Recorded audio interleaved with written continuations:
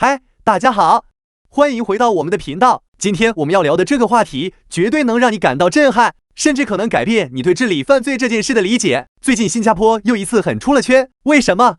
因为他们的国会通过了一项新法修正案，明确规定诈骗犯可能会被处以最多24下的鞭刑。对，你没听错，24鞭。可能很多人都不太了解新加坡的鞭刑是什么概念，我们稍后会详细说到。但先来看看这个政策背后到底有怎样的社会背景。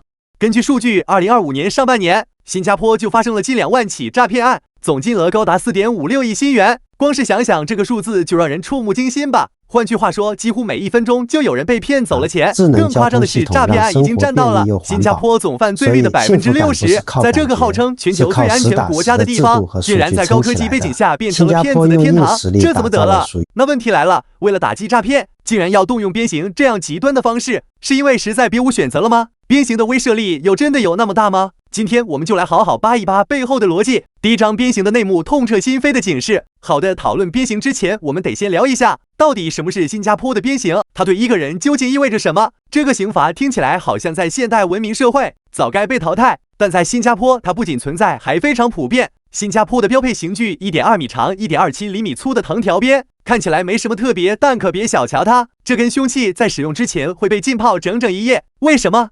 那是为了让藤条更加柔韧，当它戳下来时，可以直接撕裂皮肤，深入肉里。据了解，新加坡专门培训的行刑人接受过数百次专业训练，他们会规划鞭子的每一次挥动，力求每一鞭都落得相当精准，既最大化了疼痛感，又确保犯人不会立刻昏迷，过程被极度严格的把控。我们来看一个细节，犯人在被鞭打前会被与双手平举绑牢，这些有没有办法赖账没用，你喊疼也没用，医生会检查伤势，确保被罚者的身体状况足以继续受罚，保证每一处完好无损的皮肤都会公平的体验这根藤鞭。想象一下吧，平均一个成年人的臀部能健康承受的极限往往是15到20鞭，最多不能超过24鞭，否则可能会造成严重的脊柱错位甚至永久性伤害。总而言之，就是让你痛到一生都忘不了。可是严刑峻法的背后就只有恐惧吗？咱们接着往下聊。第二章治理逻辑，恐惧之外的新加坡模式。说到新加坡的鞭刑，经典案例必须提到1993年的 Michael Fay 涂鸦案。事情非常简单，一个美国小屁孩 Michael 跑到新加坡，在街头涂鸦破坏别人的私家车，但问题是他在新加坡怎么可能随便嚣张？事情闹得特别大，后来新加坡派出条子抓人，居然给了他6鞭刑，这在当时引起了国际媒体的轩然大波，就连美国总统克林顿都出面求情，最后总理李光耀都懒得鸟他，就减了1鞭。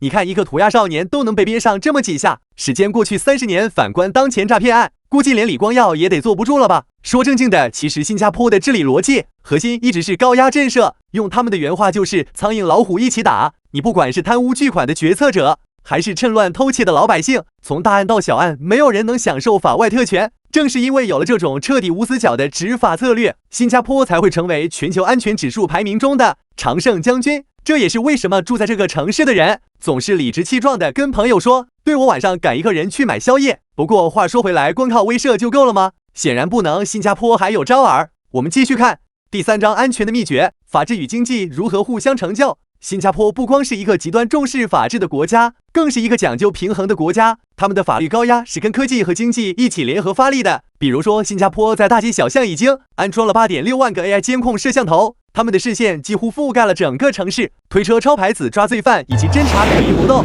这些任务全都离不开他们的支持。而新出台的诈骗法案还推出了一项150天冻结可疑账户的手段，只要你的账户有问题，超过一笔异常收入，分分钟冻结资产。你想跑得掉吗？就这一套严密的管理手段下来，新加坡的居民们损失少了吗？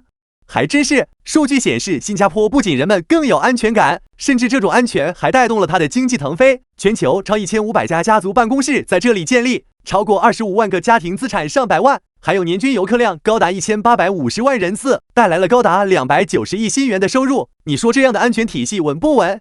用新加坡政府的话说，这一切强烈震慑手段带来的不是恐惧，是国民的安心感。不过要说清楚，这样的治理模式并不是没有争议。我们最后再来聊一聊这个话题。第4章争议背后没有代价的安全。当然，不同国家面对同样的问题，选择的治理方法可能截然不同。有些人支持新加坡，说这样的高压政策特别针对人性中的侥幸心理，效果显著。但也有海内外的人权组织站出来声讨，说这种处罚是残忍不人道的。在挨鞭子之后，有些人甚至面临了心理问题，觉得自己一生的尊严都被抹杀了。这在其他国家很可能被归为反人类的行为。现在新规定一出，部分新加坡人甚至提出一个问题，很显然鞭刑在诈骗中起到了威慑作用。你觉得他也应该去打击其他街头犯罪吗？比如家暴或者一些网络犯罪？不少人认为这是应该主动出击的时候了，但也有批评声说别让恐惧代替了教育。那大家觉得呢？效率与人权的博弈未来如何解读？回到整个话题，新加坡的鞭刑模式无疑为全球提供了一场关于效率与人权的博弈，但说到底，它的目标还是维系社会秩序。